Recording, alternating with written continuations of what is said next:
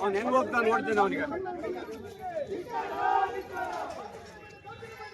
ಏನಂತ ಕೇಳ್ಬೇಡ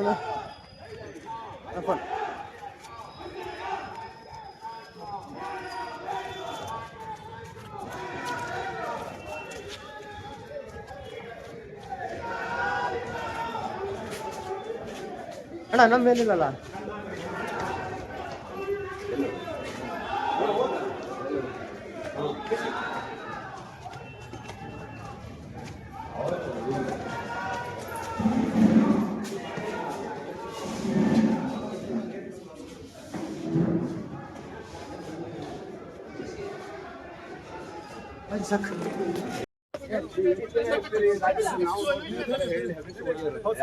ಇದೆಲ್ಲ ಸರಿನಾ?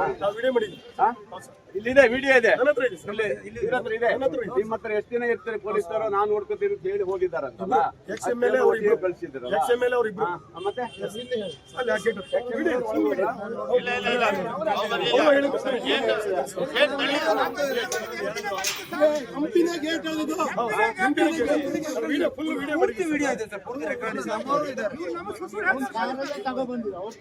ಹೋದ್ರಿ ಅವ್ರಿಗೆ ಅವ್ರು ಹೇಳುವರೆಗೆ ಸುಮ್ಮನೆ ಇಲ್ಲಿರಲ್ಲ ನೀವು.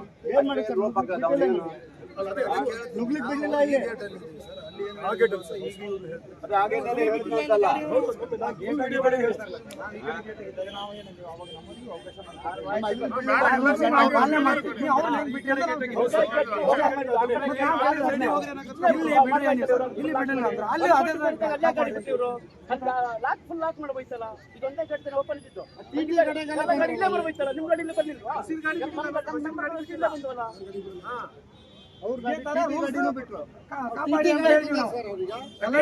ಯಾರ್ಯಾರು ಬಂದಿದ್ದಾರೆ, ಏನೇನು ಬಂದಿದ್ದಾರೆ ಅದು ಕೂಡ ಚೆಕ್ ಆಗಿಲ್ಲ. ಎಲ್ಲ ಐಡೆಂಟಿಫೈ ನಮ್ಮ ಸದಸ್ಯರ ಗಾಡಿ ಬಿಡಲಿಲ್ಲ.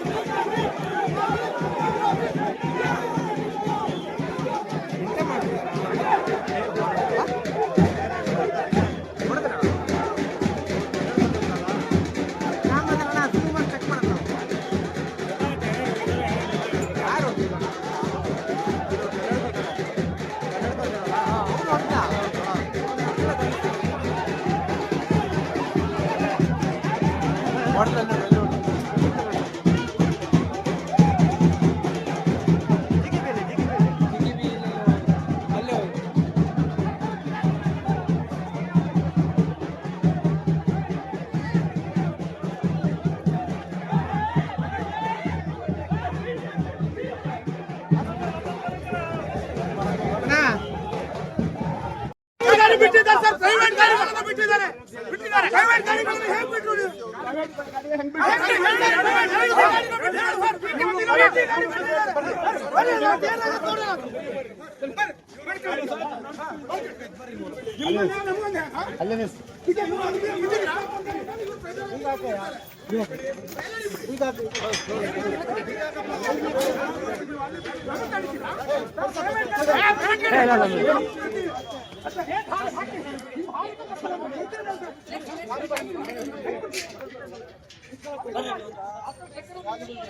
चलेगा तो इधर से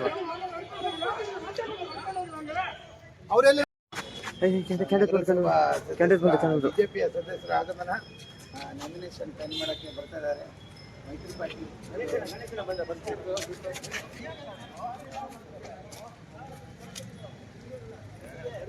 ಅಲ್ಲಿ ಗಾಡಿ ಅಡ್ಡ ಹಾಕಿದೆ ಹೆಂಗ್ರಿ ಮತ್ತೆ ಇಲ್ಲ ವೆಹಿಕಲ್ ಅನ್ನು ಬಿಡಬಾರ್ದು ಅನ್ನೋದು ಎ ಸಿ ಅವರ ಆದೇಶ.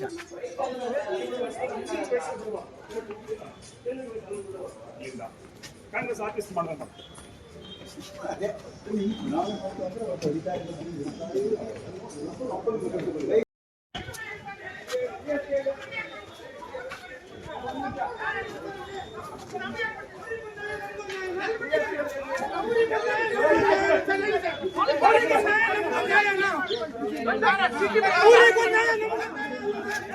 ಇರ್ಲಿ. ನಮಸ್ಕಾರ ಸರ್, ಗೆದ್ದು ಬರ್ತೀವಿ, ಟೆನ್ಷನ್ ಬೇಡ. ಲೋಬಕ್ ಕೊಡ್ರ ಮರೆ ಇಲ್ಲ ಶಿವಮೊಗ್ಗ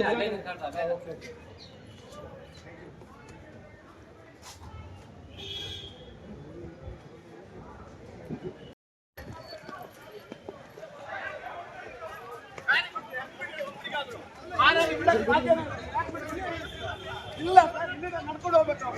ಯಾರು ಕೂಡ ಅವಶ್ಯಕತೆ ಇಲ್ಲ. ಬೇಕಾಗಿಲ್ಲ.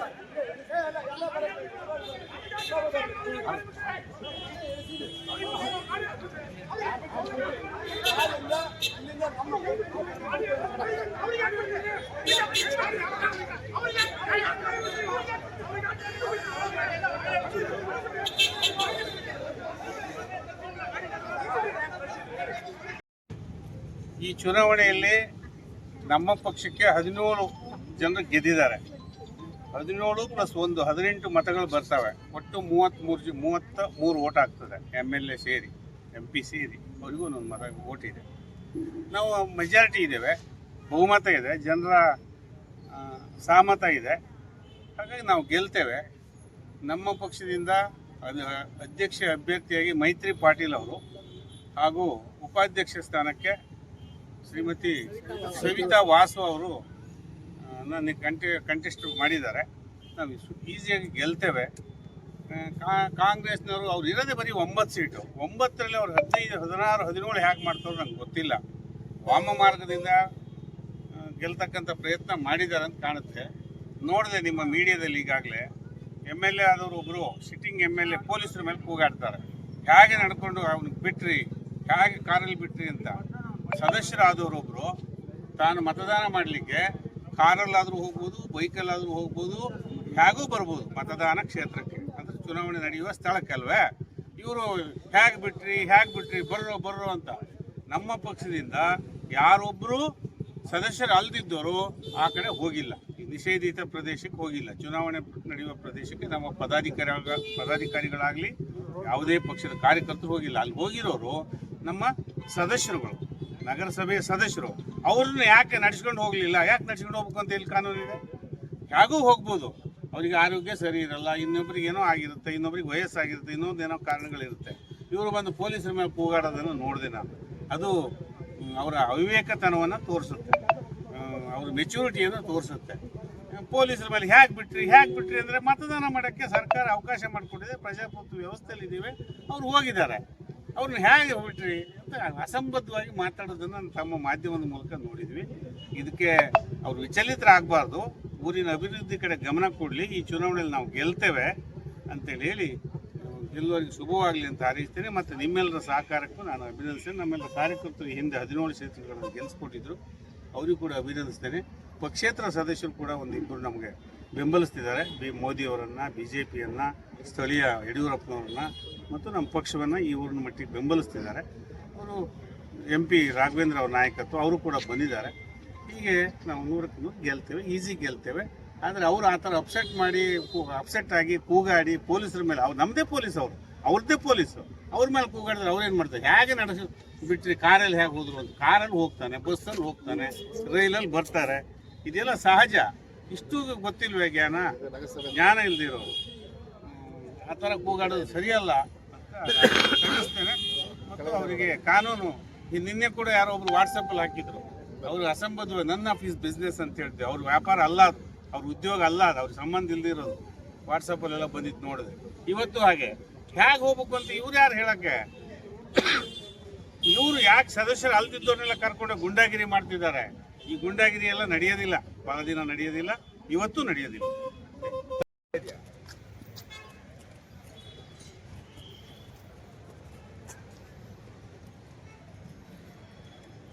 DSP ಒಬ್ಬ ಇದ್ದಾನೆ ಅಂತ ಕೂಡ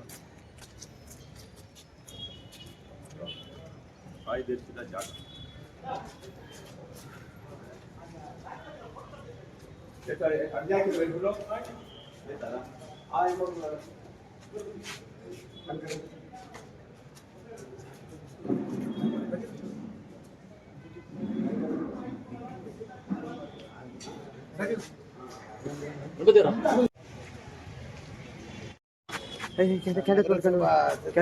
ಬಿಜೆಪಿಯ ಸದಸ್ಯರ ಆಗಮನ, ನಾಮಿನೇಷನ್ ಪೆನ್ ಮಾಡಕ್ಕೆ ಬರ್ತಾ ಇದ್ದಾರೆ.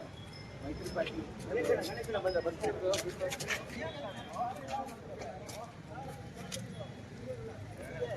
ಅಲ್ಲಿ ಗಾಡಿ ಅಡ್ಡ ಹಾಕಿದ್ರೆ ಹೆಂಗ್ರಿ ಮತ್ತೆ?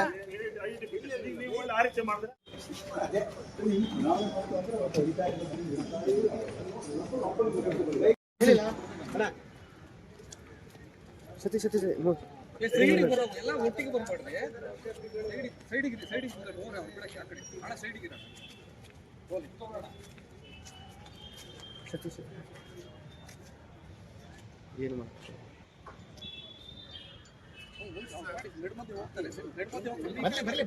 ಬರ್ಲಿ ತಾಡ್ರಿ.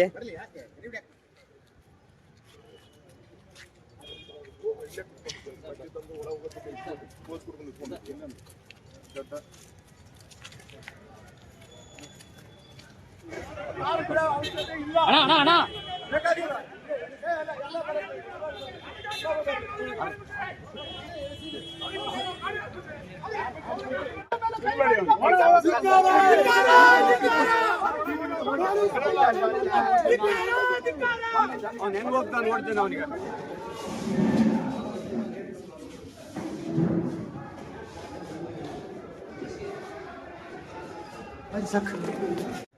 ನಾವು ವಿರೋಧ ಪಕ್ಷವಾಗಿ ಇದ್ದಂಥದ್ದು, ನಮ್ಮಲ್ಲಿ ಮೆಜಾರಿಟಿ ಇಲ್ಲ, ಆದರೂ ಸಹ ಚುನಾವಣೆ ಮಾಡಬೇಕು, ಅರ್ಜಿ ಹಾಕ್ಸಿದ್ದೀವಿ. ಅಧ್ಯಕ್ಷ ಉಪಾಧ್ಯಕ್ಷರಿಗೆ ಕಾಂಪಿಟೇಷನ್ ಮಾಡಿದ್ದೀವಿ, ನೋಡಬೇಕು, ಪ್ರಯತ್ನ ಪಡ್ತೀವಿ. ಆದರೆ ಆಯಿತು, ಆಗದರೆ ಇಲ್ಲ, ಎರಡಲ್ಲಿ ಒಂದು ಅಲ್ವಾ? ಆದರೆ ಎಲೆಕ್ಷನ್ ಇದರಲ್ಲಿ ಸಮಾನತೆ ಹೋಗಬೇಕಲ್ಲ. ಆದ್ದರಿಂದ ಕಾಂಗ್ರೆಸ್ಸಿನ ಅಭ್ಯರ್ಥಿಗಳು ಕಮ್ಮಿ ಇದ್ದಾರೆ, ಆದರೂ ನಾವೆಲ್ಲ ಸೇರಿ ಒಂದು ಪ್ರಯತ್ನ ಮಾಡಿದ್ದೀವಿ. ಅಧ್ಯಕ್ಷರಿಗೆ ಮಾಲತಿ ಅವರು ಮಾಡಿದ್ವಿ, ಉಪಾಧ್ಯಕ್ಷರಿಗೆ ಗಣಪತಿ ಮಡಿಗಳಲ್ಲಿ ಕೊಟ್ಟಿದ್ದೀವಿ. ನೋಡೋ ಪ್ರಯತ್ನ ಪಡ್ತಾ ಇದ್ದೀವಿ. ನಮ್ಮಲ್ಲಿ ಅಷ್ಟು ಮೆಜಾರಿಟಿ ಇಲ್ಲ, ಆದರೂ ಒಂದು ಪ್ರಯತ್ನ ಇರಲಿ ಅಂತ. ಬಿಜೆಪಿಯ ಸದಸ್ಯರ ಆಗಮನ, ನಾಮಿನೇಷನ್ ಪೆನ್ ಮಾಡಕ್ಕೆ ಬರ್ತಾ ಇದ್ದಾರೆ. ಮೈತ್ರಿ ಪಾರ್ಟಿ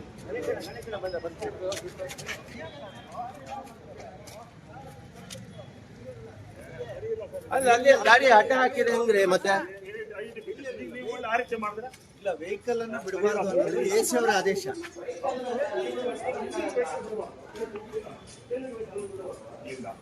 ಕಾಂಗ್ರೆಸ್ ಆಫೀಸ್ ಮಾಡಬೇಕು.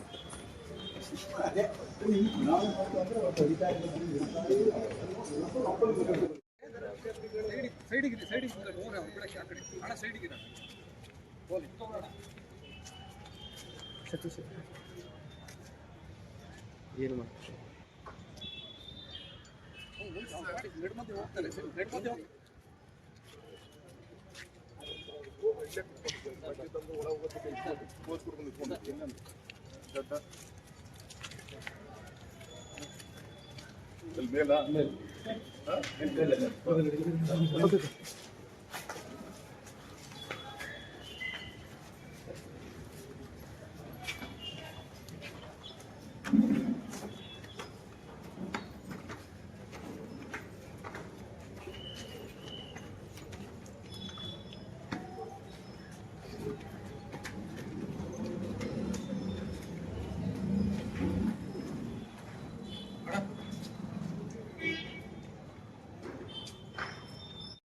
ಇರ್ಲಿ. ನಮಸ್ಕಾರ ಸರ್, ಗೆದ್ದು ಬರ್ತೀವಿ, ಟೆನ್ಷನ್ ಬೇಡ. ನೀವು ಲೋಬಕ್ ಕೊಡ್ರ ಮರೆ ಇಲ್ಲಿ ಶಿವಮೊಗ್ಗ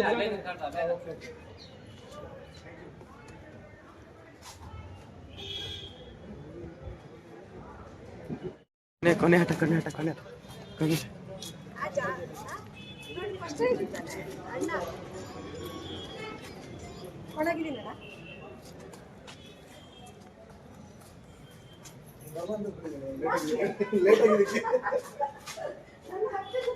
ಅಲ್ಲ ಅದೇ ಹೇಳಿದ್ದು.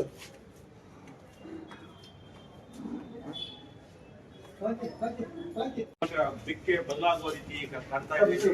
ನೀವು ಗಮನಿಸ್ತಾ ಇದ್ದೀರಾ?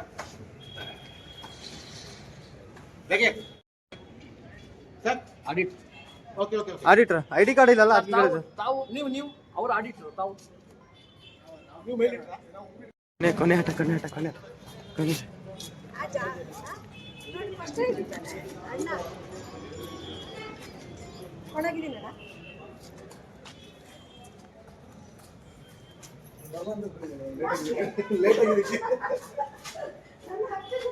ಅಲ್ಲ ಅದೇ ಹೇಳಿದ್ದು.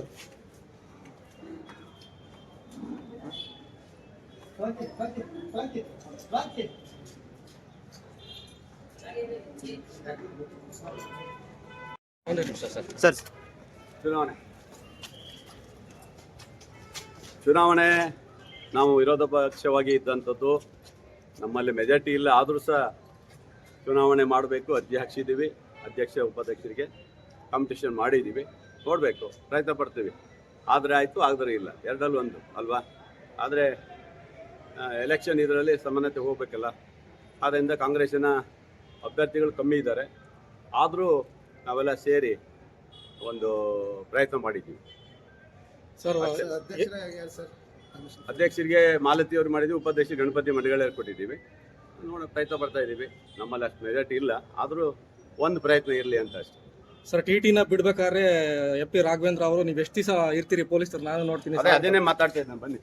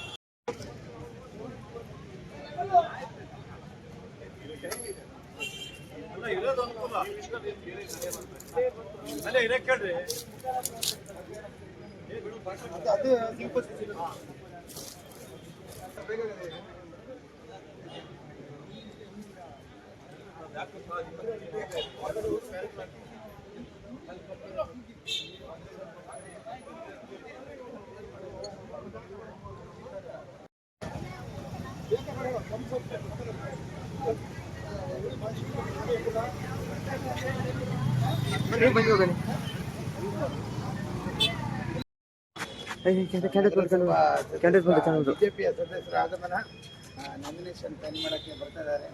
ಮೈತ್ರಿ ಪಾಟೀಲ್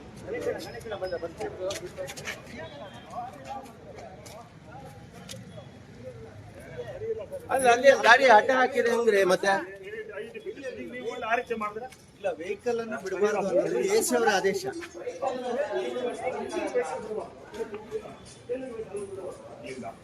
ಕಾಂಗ್ರೆಸ್ ಆಫೀಸ್ ಮಾಡಿದ್ರೆ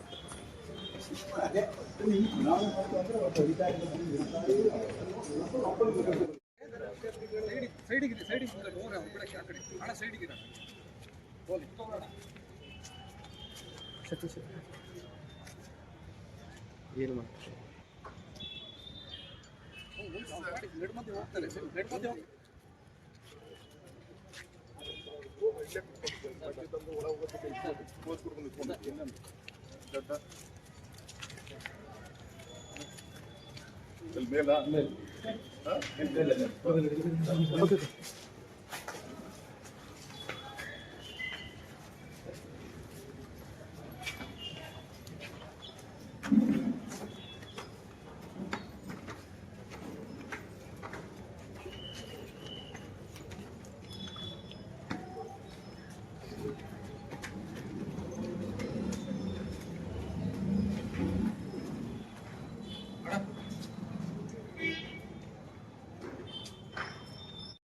ಇರ್ಲಿ. ನಮಸ್ಕಾರ ಸರ್, ಗೆದ್ದು ಬರ್ತೀವಿ, ಟೆನ್ಷನ್ ಬೇಡ. ನೀವು ಲೋಬಕ್ ಕೊಡ್ರ ಮರೆ ಇಲ್ಲ ಶಿವಮೊಗ್ಗ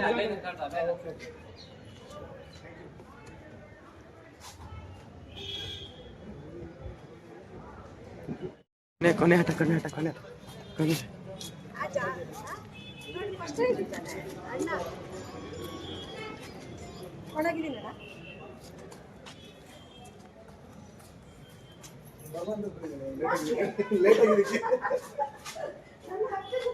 ಅಲ್ಲ ಅದೇ ಹೇಳಿದ್ದು.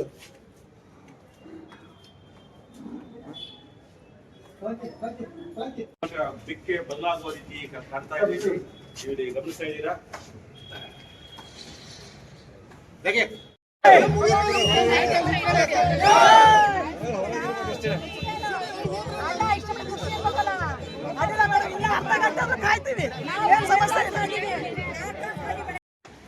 ಆಡಳಿತವನ್ನು ವಹಿಸಿಕೊಂಡಿದ್ದೀರಿ.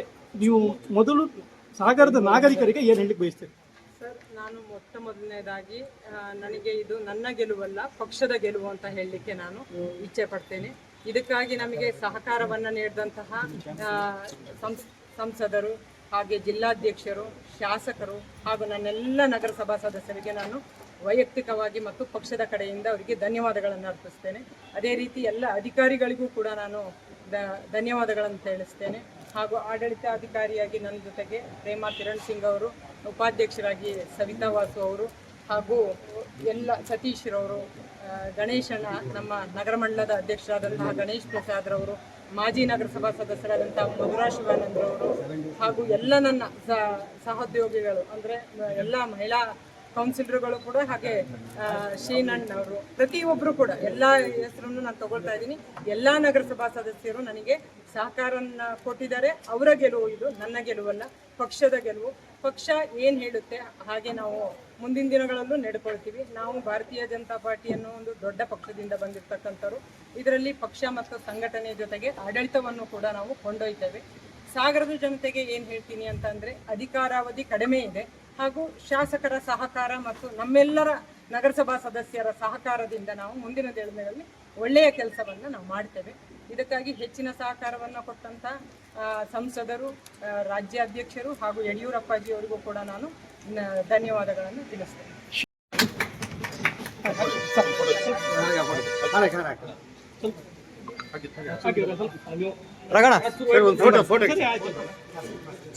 ಫುಲ್ ಫೋಟೋ ಬರುತ್ತೆ.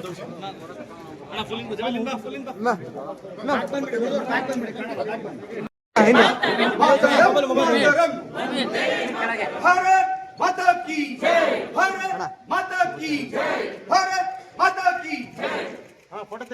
ಮಾಡಿಸ್ಕೊಂಡು 1 ಗಂಟೆ ಕೂತು ಒಟ್ಟಿಗೆ ಇಡೀ ಜಿಲ್ಲೆಯ ಅಭಿವೃದ್ಧಿಗೆ ಏನಾಗಬೇಕು ಬೇಡಿಕೆ ಇಟ್ಟು ಅಲ್ಲೇ ನಾನು ಮುಂದೆ ಸಿಗ್ನೇಚರ್ ಮಾಡಿ ಸಂಬಂಧಪಟ್ಟಂತ ಅಧಿಕಾರಿಗಳು ಆಫ್ಟರ್ ದಿಸ್ ಬಜೆಟ್ ನಾನು ಇಂಪ್ಲಿಮೆಂಟ್ ಮಾಡ್ತೀನಿ ಅಂತ ಹೇಳ್ತೀನಿ. ಆ ವಿಚಾರದಲ್ಲಿ ನಿಮ್ಮ ಬಗ್ಗೆ ಯಾರು ಮಾತಾಡಲ್ಲ. ಅದು ಸ್ಥಳೀಯ ಇಲ್ಲೂ ಅಷ್ಟೇ ನಮ್ಮ ಸಂಸದರಿದ್ದಾರೆ, ಹಾಗಾಗಿ ನಮ್ಮ ನಗರ ಮಂಡಲ ಅಧ್ಯಕ್ಷರಿದ್ದಾರೆ, ಜಿಲ್ಲಾಧ್ಯಕ್ಷರಿದ್ದಾರೆ, ಹಾಗಾಗಿ ನಾವು ಮಾಜಿ ಜಿಲ್ಲಾಧ್ಯಕ್ಷರಿದ್ದಾರೆ, ಹಾಗಾಗಿ ಆಡಳಿತ ಪಕ್ಷದ ಎಲ್ಲರ ಸಹಕಾರವನ್ನು ತಗೊಂಡು ನಾವು ಉತ್ತಮವಾಗಿ ನಡೆಸ್ಕೊಂಡು ಹೋಗ್ತೀವಿ ಸರ್. ಇದಕ್ಕೆ ನಿಮಗೂ ಕೂಡ ಮಾಧ್ಯಮ ಮಿತ್ರರ ಸಹಕಾರ ಕೂಡ ಇರಬೇಕು ಸರ್. ಸರ್, ಒಂದು ನಿಮಿಷ. ಕಳೆದ ಬಾರಿ ನೀವು ಬಿಜೆಪಿ ಜಿಲ್ಲಾಧ್ಯಕ್ಷ ಆಗಿದ್ರಿ, ಯಾಕೆ ನಿಮ್ಮ ಪಕ್ಷದವ್ರನ್ನೇ ಇಟ್ಕೊಳ್ಳೋಕೆ ಸಾಮರ್ಥ್ಯ ಆಗ್ಲಿಲ್ವಾ, ಅಥವಾ ನಿಮ್ಮ ಕೈಯಿಂದ ಆಗ್ಲಿಲ್ವಾ ಅಂತ? 3 ಜನ ಪಕ್ಷೇತರನ್ನು ಇಟ್ಕೊಂಡು ಸರ್ಕಾರ, ರಾಜ್ಯದ ಪ್ರಭಾವಿ ನಿಗಮ ಮಂಡಳಿಯ ಅಧ್ಯಕ್ಷರು, ಶಾಸಕರು, ಇಷ್ಟು ಸಹಕಾರನ ಒಬ್ಬ ಶಾಸಕರು ಕೊಟ್ಟರೆ ನಾನು ರಾಜ್ಯ ಸರ್ಕಾರನೇ ಬದಲಾವಣೆ ಮಾಡ್ತೀನಿ. ಅದರಲ್ಲಿ ವಿಫಲ ಆಗಿದ್ದಾರೆ ಅಂತಂದ್ರೆ ಬಿಜೆಪಿಯ ಗೆಲುವು, ಪ್ರಜಾತಂತ್ರದ ಗೆಲುವು, ನಮ್ಮೆಲ್ಲ ನಾಯಕರ ಗೆಲುವು ಅನ್ನೋದಕ್ಕೆ ಇಷ್ಟಪಡ್ತೇನೆ. ಆ ಗೆಲುವೇ ಎಲ್ಲರಿಗೂ ಉತ್ತರ ಇದೆ. ನೂತನ ಅಧ್ಯಕ್ಷ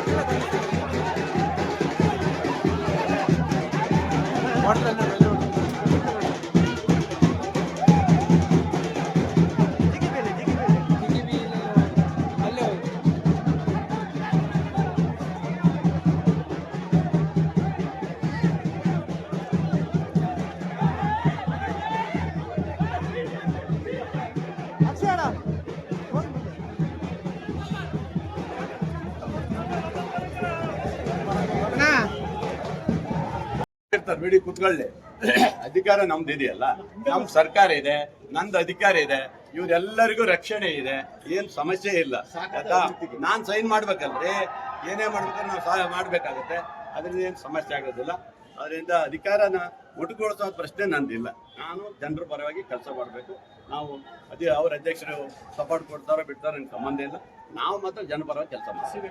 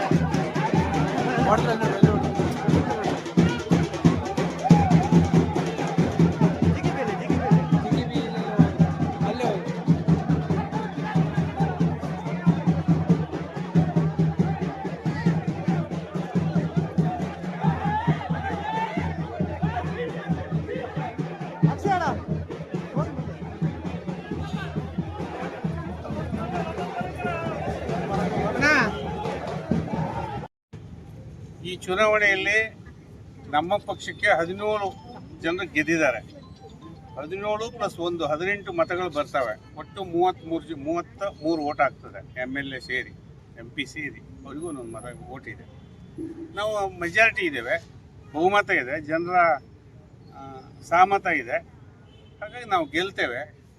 ನಮ್ಮ ಪಕ್ಷದಿಂದ ಅದು ಅಧ್ಯಕ್ಷ ಅಭ್ಯರ್ಥಿಯಾಗಿ ಮೈತ್ರಿ ಪಾಟೀಲ್ ಅವರು ಹಾಗೂ ಉಪಾಧ್ಯಕ್ಷ ಸ್ಥಾನಕ್ಕೆ ಶ್ರೀಮತಿ ಸವಿತಾ ವಾಸು ಅವರು ನನ್ನ ಕಂಟೆಸ್ಟ್ ಮಾಡಿದ್ದಾರೆ. ನಾವು ಈಸಿಯಾಗಿ ಗೆಲ್ತೇವೆ.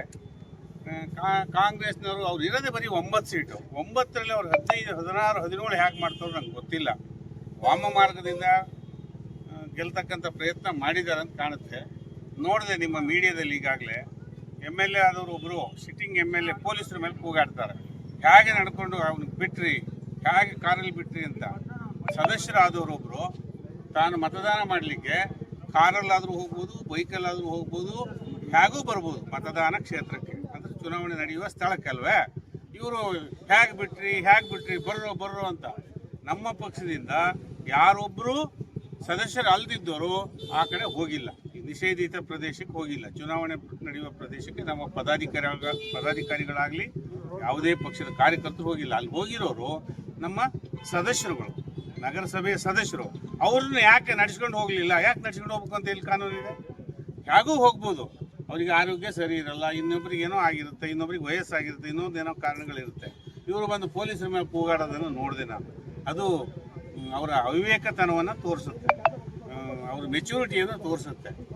ಪೊಲೀಸರ ಮೇಲೆ ಹೇಗೆ ಬಿಟ್ರಿ ಅಂದರೆ ಮತದಾನ ಮಾಡೋಕ್ಕೆ ಸರ್ಕಾರ ಅವಕಾಶ ಮಾಡಿಕೊಟ್ಟಿದೆ, ಪ್ರಜಾಪ್ರಭುತ್ವ ವ್ಯವಸ್ಥೆಯಲ್ಲಿ ಇದ್ದೀವಿ, ಅವ್ರು ಹೋಗಿದ್ದಾರೆ. ಅವ್ರನ್ನ ಹೇಗೆ ಬಿಟ್ರಿ ಅಂತ ಅಸಂಬದ್ಧವಾಗಿ ಮಾತಾಡೋದನ್ನು ತಮ್ಮ ಮಾಧ್ಯಮದ ಮೂಲಕ ನೋಡಿದ್ವಿ.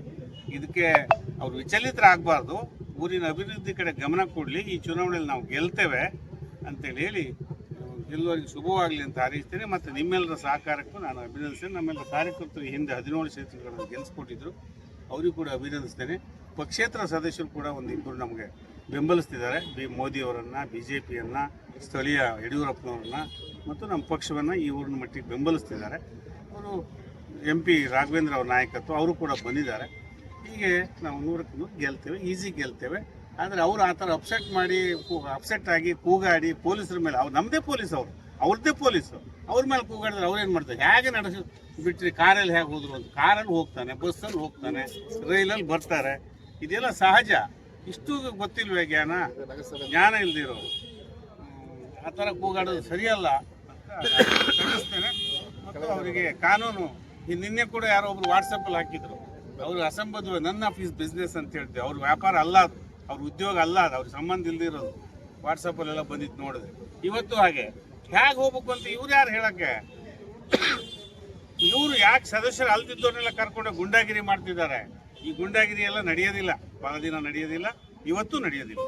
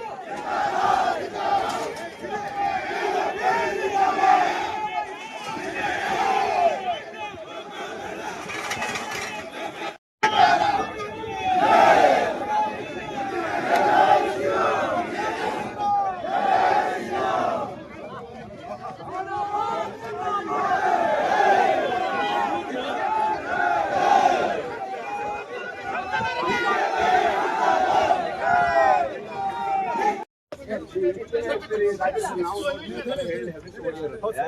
ಇದೆಲ್ಲ ಸರಿನಾ? ಹಾ? ಇಲ್ಲಿದೆ ವಿಡಿಯೋ ಇದೆ, ನಿಮ್ಮ ಹತ್ರ ಎಷ್ಟು ದಿನ ಇರ್ತಾರೆ ಪೊಲೀಸರು? ನಾನು ನೋಡ್ಕೊತೀನಿ ಅಂತ ಹೇಳಿ ಹೋಗಿದ್ದಾರಂತಲ್ಲ, ಕಳಿಸಿದ್ರಲ್ಲ ಮತ್ತೆ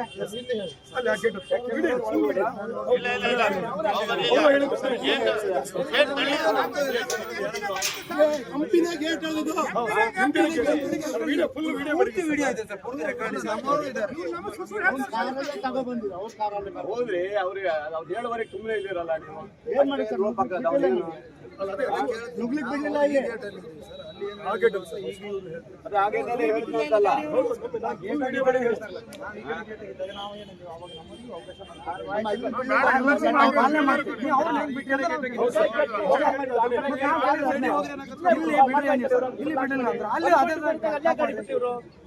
ಲಾಕ್ ಫುಲ್ ಲಾಕ್ ಮಾಡ್ಬೋಯ್ತಲ್ಲ, ಇದೊಂದೇ ಗಡ್ಡೆ ಓಪನ್ ಇದ್ದು ಇಲ್ಲೇ ಬರ್ಬೋಯ್ತಲ್ಲ, ನಿಮ್ ಗಾಡಿ ಬರ್ಲಿಲ್ವಾ?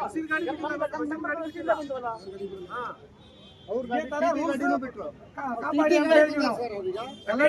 ಯಾರ್ಯಾರು ಬಂದಿದ್ದಾರೆ, ಏನೇನು ಬಂದಿದ್ದಾರೆ ಅದು ಕೂಡ ಚೆಕ್ ಆಗಿಲ್ಲ. ಎಲ್ಲ ಐಡೆಂಟಿಫೈ ನಮ್ಮ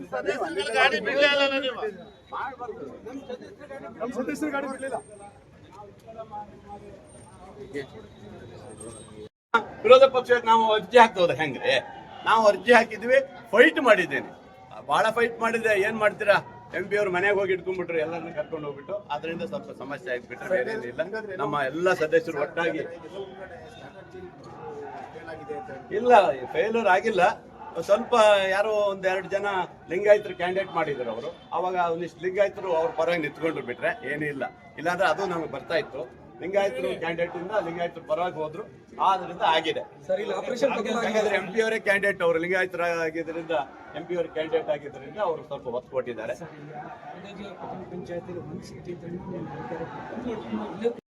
31 ಸೀಟು, ಅದಕ್ಕೂ ಇದಕ್ಕೂ ಡಿಫ್ರೆಂಟ್ ಇರುತ್ತೆ.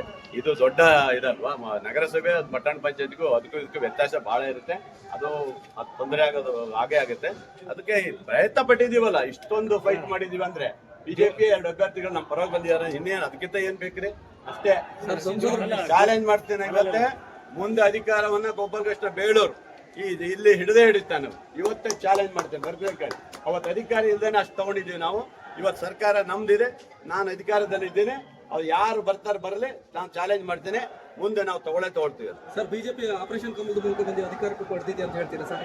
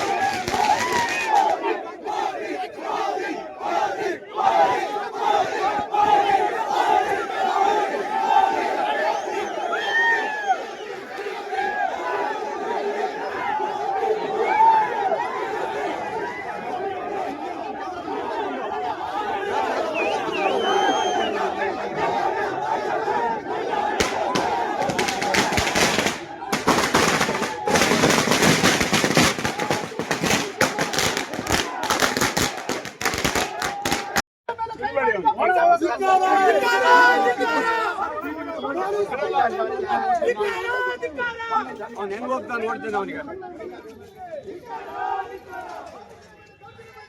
ಏನಂತ ಕೇಳ್ಬೇಡ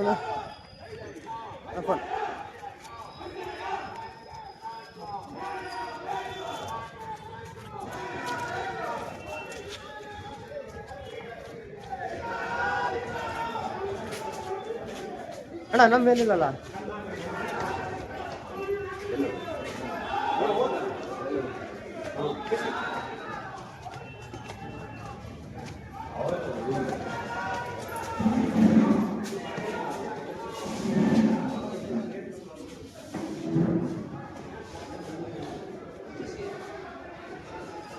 ಸಾಕು.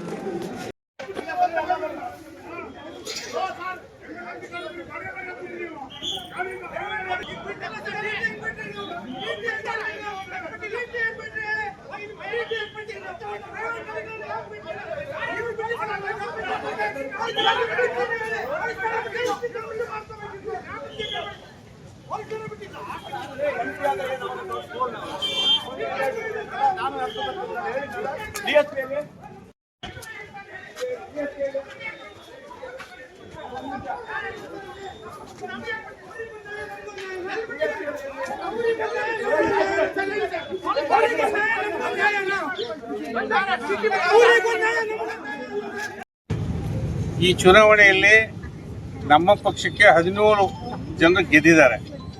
17+1 18 ಮತಗಳು ಬರ್ತವೆ. ಒಟ್ಟು 33 ಓಟ್ ಆಗ್ತದೆ. MLA ಸೇರಿ MP ಸೇರಿ ಅವರಿಗೂ ಒಂದು ಮತ ಓಟ್ ಇದೆ. ನಾವು ಮೆಜಾರಿಟಿ ಇದ್ದೇವೆ, ಬಹುಮತ ಇದೆ, ಜನರ ಸಹಮತ ಇದೆ. ಹಾಗಾಗಿ ನಾವು ಗೆಲ್ತೇವೆ. ನಮ್ಮ ಪಕ್ಷದಿಂದ ಅಧ್ಯಕ್ಷ ಅಭ್ಯರ್ಥಿಯಾಗಿ ಮೈತ್ರಿ ಪಾಟೀಲ್ ಅವರು ಹಾಗೂ ಉಪಾಧ್ಯಕ್ಷ ಸ್ಥಾನಕ್ಕೆ ಶ್ರೀಮತಿ ಸವಿತಾ ವಾಸು ಅವರು ಕಂಟೆಸ್ಟ್ ಮಾಡಿದ್ದಾರೆ. ನಾವು ಈಸಿಯಾಗಿ ಗೆಲ್ತೇವೆ. ಕಾಂಗ್ರೆಸ್ನವರು ಅವ್ರು ಇರೋದೇ ಬರೀ 9 ಸೀಟು. 9ರಲ್ಲಿ ಅವ್ರು 15, 16, 17 ಹ್ಯಾಕ್ ಮಾಡ್ತಾರೋ ನಂಗೆ ಗೊತ್ತಿಲ್ಲ. ವಾಮ ಮಾರ್ಗದಿಂದ ಗೆಲ್ತಕ್ಕಂಥ ಪ್ರಯತ್ನ ಮಾಡಿದ್ದಾರೆ ಅಂತ ಕಾಣುತ್ತೆ. ನೋಡಿದೆ ನಿಮ್ಮ ಮೀಡಿಯಾದಲ್ಲಿ ಈಗಾಗಲೇ MLA ಆದವರು ಒಬ್ಬರು ಸಿಟ್ಟಿಂಗ್ MLA ಪೊಲೀಸರ ಮೇಲೆ ಕೂಗಾಡ್ತಾರೆ. ಹೇಗೆ ನಡ್ಕೊಂಡು ಅವ್ನಿಗೆ ಬಿಟ್ರಿ, ಹೇಗೆ ಕಾರಲ್ಲಿ ಬಿಟ್ರಿ ಅಂತ. ಸದಸ್ಯರಾದವರೊಬ್ಬರು ತಾನು ಮತದಾನ ಮಾಡಲಿಕ್ಕೆ ಕಾರಲ್ಲಾದರೂ ಹೋಗ್ಬೋದು, ಬೈಕಲ್ಲಾದರೂ ಹೋಗ್ಬೋದು, ಹೇಗೂ ಬರ್ಬೋದು ಮತದಾನ ಕ್ಷೇತ್ರಕ್ಕೆ, ಅಂದರೆ ಚುನಾವಣೆ ನಡೆಯುವ ಸ್ಥಳಕ್ಕೆ ಅಲ್ವೇ. ಇವರು ಹೇಗೆ ಬಿಟ್ರಿ ಬರ್ರೋ ಅಂತ.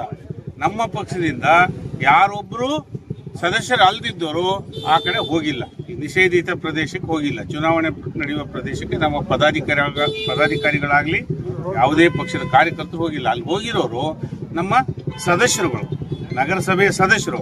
ಅವ್ರನ್ನ ಯಾಕೆ ನಡೆಸ್ಕೊಂಡು ಹೋಗಲಿಲ್ಲ? ಯಾಕೆ ನಡೆಸ್ಕೊಂಡು ಹೋಗ್ಬೇಕು ಅಂತ ಇಲ್ಲಿ ಕಾನೂನಿದೆ? ಹೇಗೂ ಹೋಗ್ಬೋದು. ಅವರಿಗೆ ಆರೋಗ್ಯ ಸರಿ ಇರಲ್ಲ, ಇನ್ನೊಬ್ರಿಗೆ ಏನೋ ಆಗಿರುತ್ತೆ, ಇನ್ನೊಬ್ರಿಗೆ ವಯಸ್ಸಾಗಿರುತ್ತೆ, ಇನ್ನೊಂದೇನೋ ಕಾರಣಗಳಿರುತ್ತೆ. ಇವರು ಬಂದು ಪೊಲೀಸರ ಮೇಲೆ ಕೂಗಾಡೋದನ್ನು ನೋಡಿದೆ ನಾನು. ಅದು ಅವರ ಅವಿವೇಕತನವನ್ನು ತೋರಿಸುತ್ತೆ, ಅವ್ರ ಮೆಚುರಿಟಿಯನ್ನು ತೋರಿಸುತ್ತೆ. ಪೊಲೀಸರ ಮೇಲೆ ಹೇಗೆ ಬಿಟ್ರಿ ಅಂದರೆ ಮತದಾನ ಮಾಡೋಕ್ಕೆ ಸರ್ಕಾರ ಅವಕಾಶ ಮಾಡಿಕೊಟ್ಟಿದೆ, ಪ್ರಜಾಪ್ರಭುತ್ವ ವ್ಯವಸ್ಥೆಯಲ್ಲಿ ಇದ್ದೀವಿ, ಅವ್ರು ಹೋಗಿದ್ದಾರೆ. ಅವ್ರನ್ನ ಹೇಗೆ ಬಿಟ್ರಿ ಅಂತ ಅಸಂಬದ್ಧವಾಗಿ ಮಾತಾಡೋದನ್ನು ತಮ್ಮ ಮಾಧ್ಯಮದ ಮೂಲಕ ನೋಡಿದ್ವಿ. ಇದಕ್ಕೆ ಅವ್ರು ವಿಚಲಿತರಾಗಬಾರ್ದು, ಊರಿನ ಅಭಿವೃದ್ಧಿ ಕಡೆ ಗಮನ ಕೊಡಲಿ. ಈ ಚುನಾವಣೆಯಲ್ಲಿ ನಾವು ಗೆಲ್ತೇವೆ ಅಂತೇಳಿ ಹೇಳಿ ಎಲ್ಲರಿಗೂ ಶುಭವಾಗಲಿ ಅಂತ ಹಾರೈಸ್ತೇನೆ. ಮತ್ತು ನಿಮ್ಮೆಲ್ಲರ ಸಹಕಾರಕ್ಕೂ ನಾನು ಅಭಿನಂದಿಸ್ತೇನೆ. ನಮ್ಮೆಲ್ಲ ಕಾರ್ಯಕರ್ತರು ಹಿಂದೆ 17 ಕ್ಷೇತ್ರಗಳನ್ನು ಗೆಲ್ಲಿಸ್ಕೊಟ್ಟಿದ್ರು, ಅವರಿಗೂ ಕೂಡ ಅಭಿನಂದಿಸ್ತೇನೆ. ಪಕ್ಷೇತರ ಸದಸ್ಯರು ಕೂಡ ಒಂದಿಬ್ಬರು ನಮಗೆ ಬೆಂಬಲಿಸ್ತಿದ್ದಾರೆ. ಮೋದಿಯವರನ್ನು, BJPಯನ್ನು, ಸ್ಥಳೀಯ ಯಡಿಯೂರಪ್ಪನವ್ರನ್ನ ಮತ್ತು ನಮ್ಮ ಪಕ್ಷವನ್ನು ಈ ಊರಿನ ಮಟ್ಟಿಗೆ ಬೆಂಬಲಿಸ್ತಿದ್ದಾರೆ. ಅವರು MP ರಾಘವೇಂದ್ರ ಅವ್ರ ನಾಯಕತ್ವ ಅವರು ಕೂಡ ಬಂದಿದ್ದಾರೆ. ಹೀಗೆ ನಾವು 100ಕ್ಕೆ 100 ಗೆಲ್ತೇವೆ, ಈಸಿ ಗೆಲ್ತೇವೆ. ಆದರೆ ಅವರು ಆ ಥರ ಅಪ್ಸೆಟ್ ಆಗಿ ಕೂಗಾಡಿ ಪೊಲೀಸರ ಮೇಲೆ, ನಮ್ಮದೇ ಪೊಲೀಸ್, ಅವ್ರದ್ದೇ ಪೊಲೀಸು, ಅವ್ರ ಮೇಲೆ ಕೂಗಾಡಿದ್ರೆ ಅವ್ರೇನು ಮಾಡ್ತಾರೆ? ಹೇಗೆ ಬಿಟ್ರಿ, ಕಾರಲ್ಲಿ ಹೇಗೆ ಹೋದ್ರು ಅಂತ. ಕಾರಲ್ಲಿ ಹೋಗ್ತಾನೆ, ಬಸ್ಸಲ್ಲಿ ಹೋಗ್ತಾನೆ, ರೈಲಲ್ಲಿ ಬರ್ತಾರೆ. ಇದೆಲ್ಲ ಸಹಜ. ಇಷ್ಟು ಗೊತ್ತಿಲ್ವೇ ಜ್ಞಾನ ಇಲ್ದಿರೋರು ಆ ಥರ ಕೂಗಾಡೋದು ಸರಿಯಲ್ಲ ಅಂತ ಖಂಡಿಸ್ತೇನೆ. ಮತ್ತು ಅವರಿಗೆ ಕಾನೂನು ನಿನ್ನೆ ಕೂಡ ಯಾರೋ ಒಬ್ರು ವಾಟ್ಸಪ್ಪಲ್ಲಿ ಹಾಕಿದ್ರು.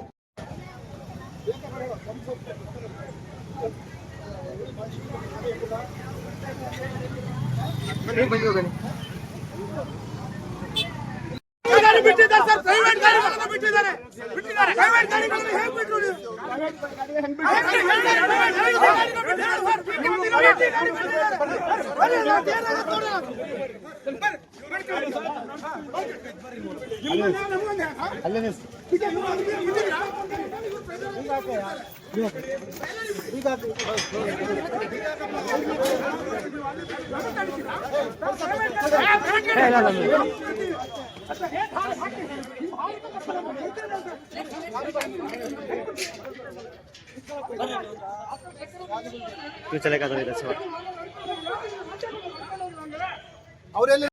ಬಂದಂತ ನಮ್ಮ ಯಾರು ಇವರು ಬಂದಿದ್ದರು 3 ಜನ, ಕುಷ್ಮಾ, ನಾದಿರಾ ಮತ್ತು ಉಷಾ, ಅವರಿಗೂ ಸಹ ಈ ಸಂದರ್ಭದಲ್ಲಿ ನಮ್ಮ ಪರವಾಗಿ ಬಂದು ಇದ್ದವರು, ಅವ್ರ ಜೊತೆಗಿದ್ದವರು ಇವತ್ತು ನಮ್ಮ ಜೊತೆಗೆ ಬಂದು ಓಟ್ ಹಾಕಿದ್ದಾರೆ. ಅವರಿಗೂ ಬಂದಿದ್ದಾರೆ. ನಮ್ಮ ಶಂಕರು ಅವರು ಸಹ ಬಂದಿದ್ದಾರೆ. ಹಾಗಾಗಿ ಮುಂದಿನ ದಿನಗಳಲ್ಲಿ